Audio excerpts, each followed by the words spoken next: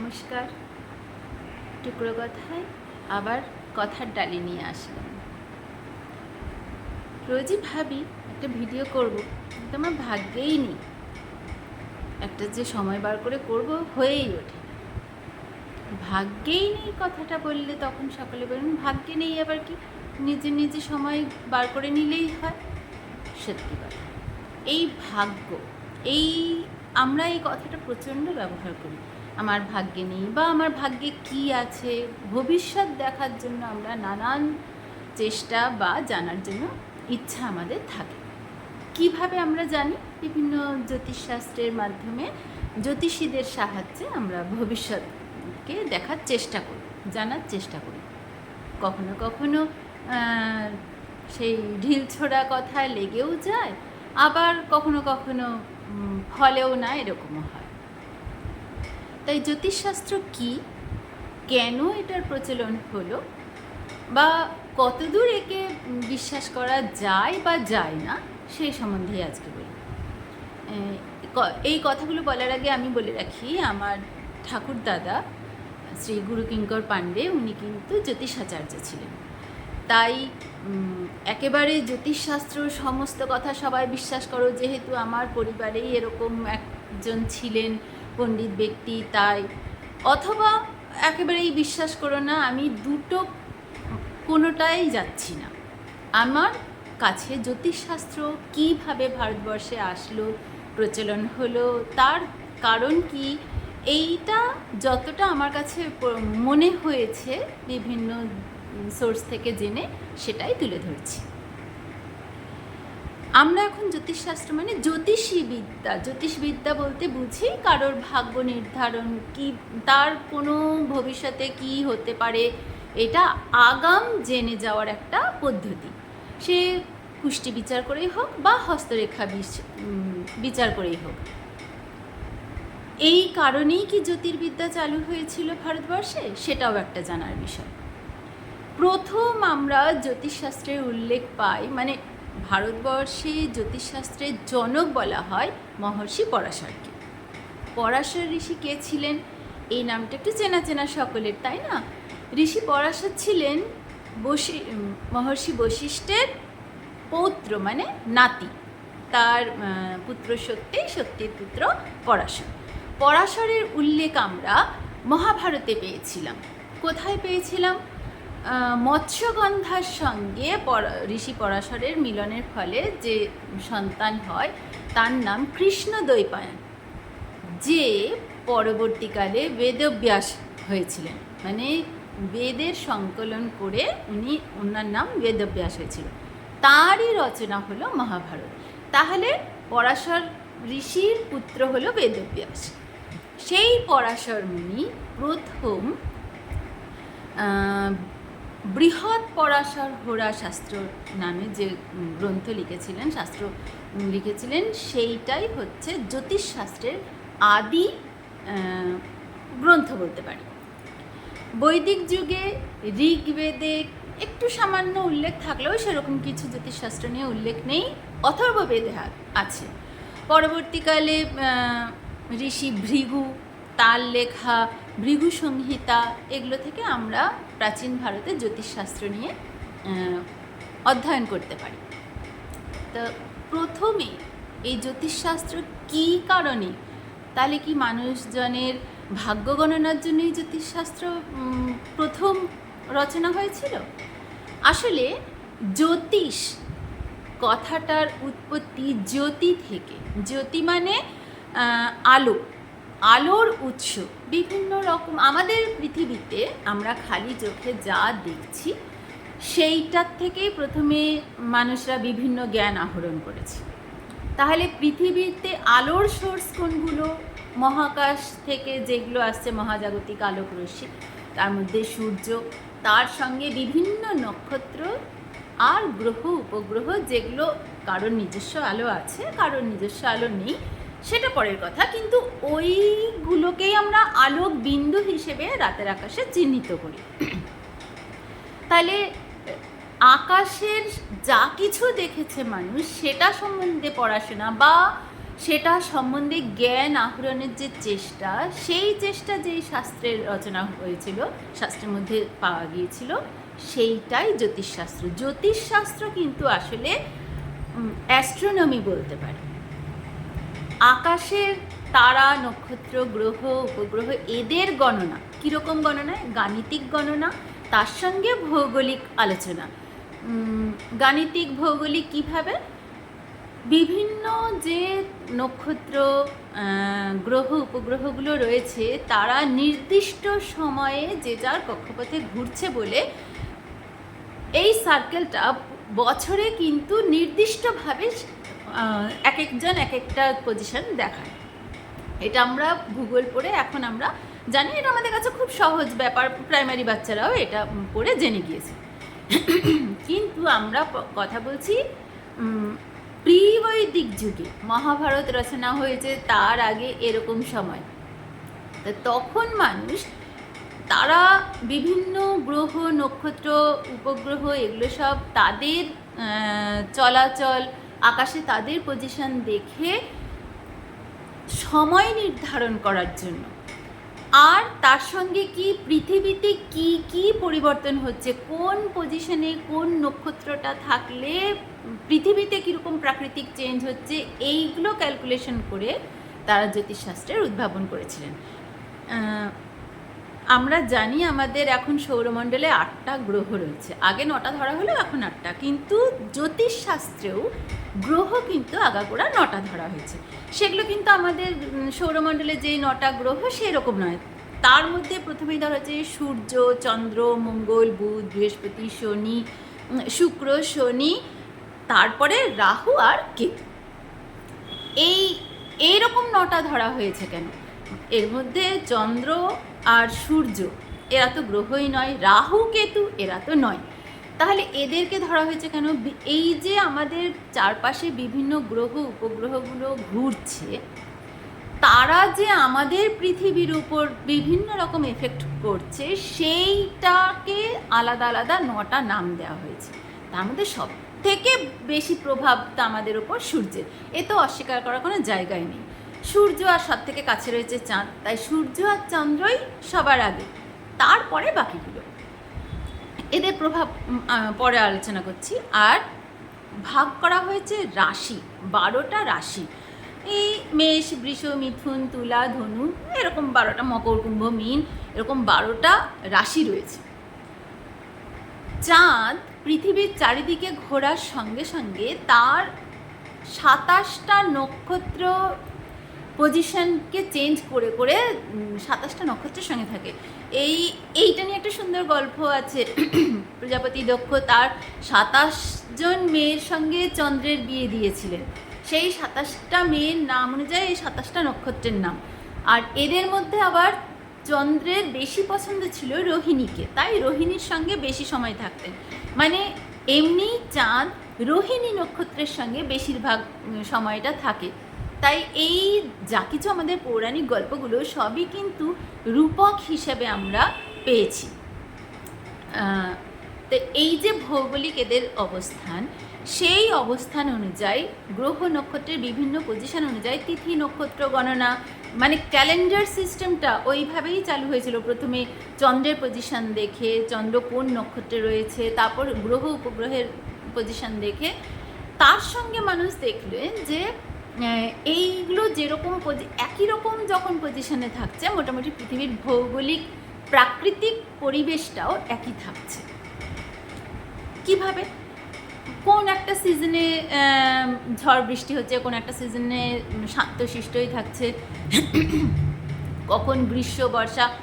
আমরা এখন যতটা সহজ মনে করছি, প্রথমেই যদি মনে করি আমি কিছুই জানি না, একটা ছোট বাচ্চার কাছে সে হঠাৎ দেখছে ঠান্ডা আসছে, তার কিছুদিন বাদেই গরম আসছে, তার কিছুদিন বাদেই বর্ষা আসছে, কখন ঝড় বৃষ্টি হচ্ছে, এইগুলো তার কাছে একেবারেই অপরিচিত। যেরকম সেরকমই আদিম যুগেও আমি যদি ধরে নিই, তাদের কাছেও তো এটা অপরিচিতই হওয়ার কথা। তাহলে তারা এইগুলোকে নতুন নতুন করে আবিষ্কার করছে।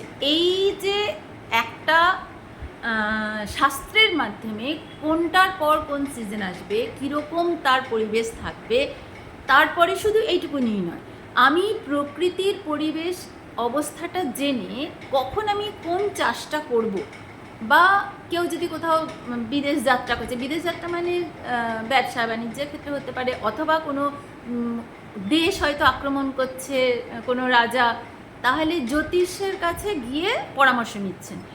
কারণ তাকে তো এটাও মাথায় রাখতে হবে কীরকম প্রাকৃতিক পরিবেশ থাকবে। নিজে অন্য একটা দেশের সঙ্গে যুদ্ধ করতে গিয়ে যদি ঝড় বৃষ্টিতেই বেহাল হয়ে যায়, তাহলে মানুষের সঙ্গে কোথায় লড়বে? তাহলে সেটাকেও মাথায় রাখতে হবে।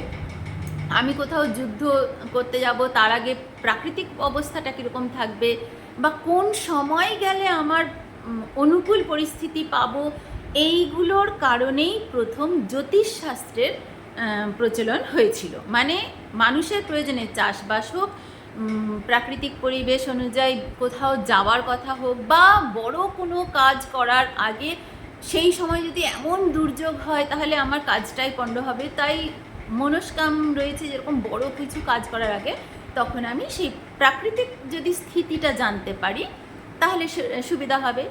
এই সব বিষয় মানে পৃথিবীর ওপর আমরা মানে সামান্যতম জোয়ার ভাটা প্রত্যেক দিন হয়, তার সেই প্রভাবটা আসছে সূর্য আর চন্দ্রের মিলিত প্রভাবে। আমাদের পৃথিবীর 3 ভাগ জল 1 ভাগ স্থল, 3 ভাগ জল মানে বেশিরভাগটাই জল, সেটাকে সূর্য আর চন্দ্র তারা কত দূরে রয়েছে, তবু তাদের আকর্ষণের ফলে জল ফুলে উঠছে, জলরাশি জোয়ার হচ্ছে, ভাটা হচ্ছে। প্রত্যেক দিন 24 ঘন্টায় 2বার করে জোয়ার 2বার করে ভাটা হচ্ছে। তাহলে এই মানে প্রত্যক্ষ প্রত্যেক দিন দেখতে পাচ্ছি। তাহলে এই রকমই প্রাকৃতিক আরও বিভিন্ন রকম পরিবর্তনগুলো হচ্ছে, যেগুলো খুব সামান্য প্রভাব ফেলছে, বা কোনোটা হয়তো খুব বেশি প্রভাব ফেলছে। সেই সবই ক্যালকুলেশন করে বার করে মানুষের দৈনন্দিন জীবনে চলার সুবিধার্থেই জ্যোতিষশাস্ত্রের প্রথম প্রচলন হয়। এরপর যত দিন যায় আস্তে আস্তে মানুষ ভাবে না, এরকমই হয় যে প্রকৃতির সঙ্গে আমাদের, প্রকৃতির অংশ আমরা মানুষ, আমাদের জীবনেও এফেক্ট করে। কীরকম এফেক্ট করে? একটা সামান্য কথা, যদি পৃথিবীতে 70% জল, সূর্যচন্দ্রের জোয়ার মানে প্রভাবে জোয়ার ভাটা হচ্ছে, আমাদের শরীরেও কিন্তু 70% জল আর 30% এই অন্যান্য অণু রয়েছে সব। তো এই 70% জল যে রয়েছে, তাহলে এর উপরেও কি প্রভাব ফেলছে না? নিশ্চয়ই ফেলছে। আমরা সেই ক্যালকুলেশনটা করে উঠতে পারি না।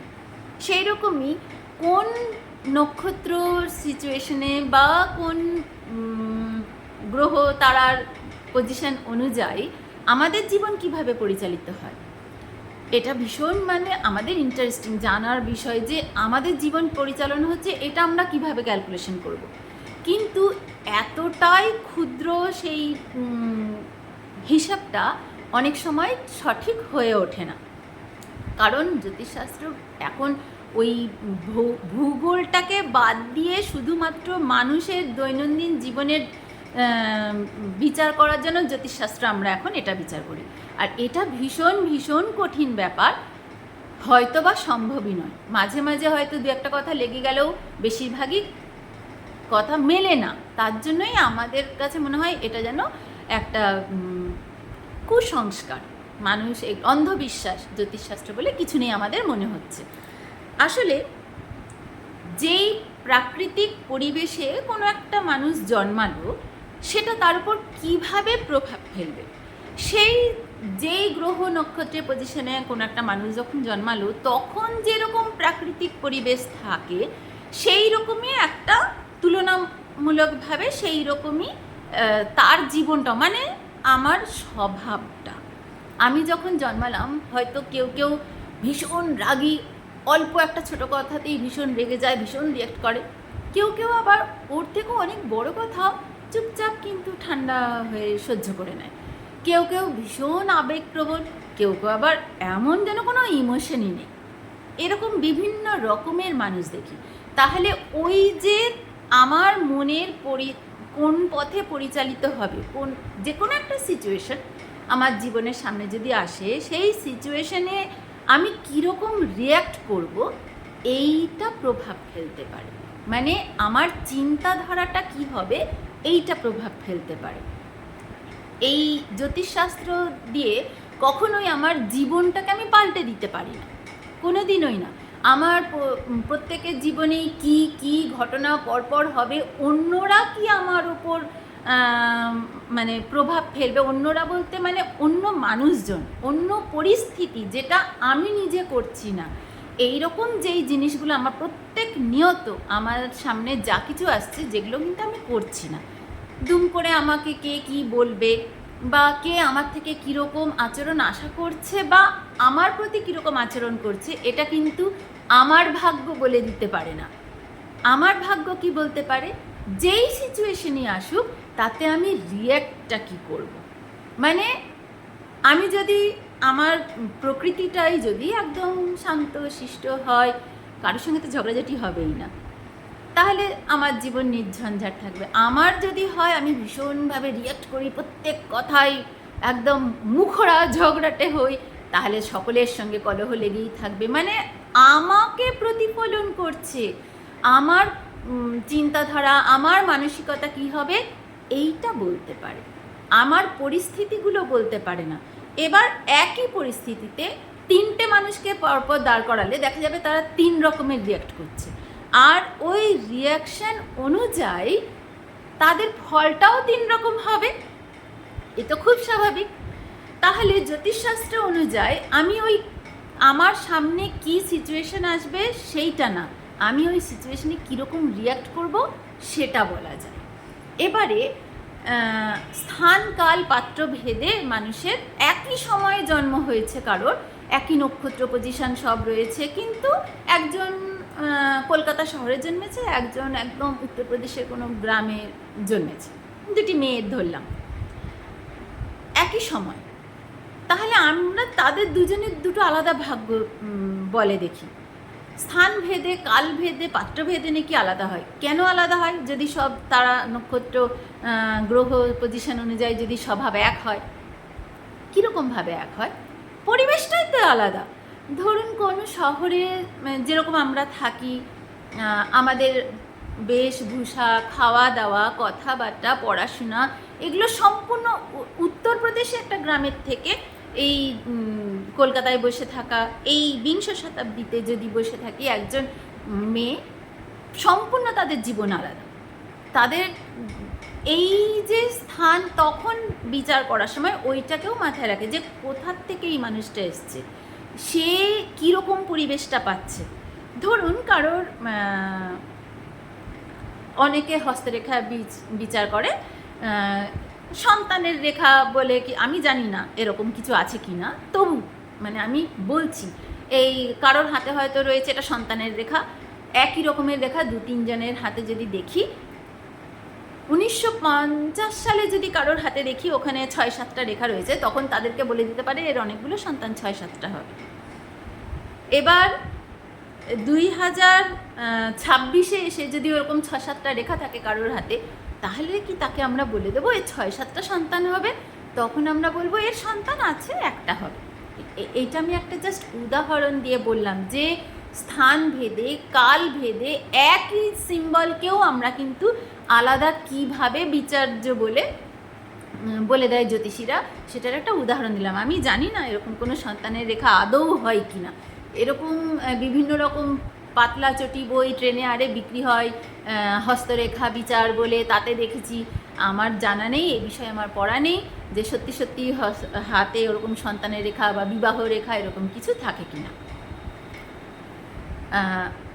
তা এইটাই আর কি বলার, যে স্থান ভেদে বা কাল ভেদে একই নক্ষত্র হলেও আমরা দুটো আলাদা রকম ভাগ্য জ্যোতিষীরা কেন বলে সেটা আমরা কারণটা এইটাই জানতে পারি।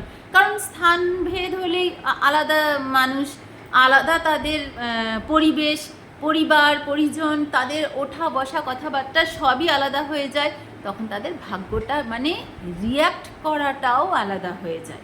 তাহলে জ্যোতিষ বলতে প্রথম ভারতবর্ষে কিন্তু জ্যোতির্বিজ্ঞান বা অ্যাস্ট্রোনমিকেই মাথায় রেখে খগোলবিদ্যা ও অঙ্ক গণিত শাস্ত্র এই দুটোকে মাথায় রেখেই জ্যোতিষশাস্ত্রের উদ্ভাবন হয়েছিল।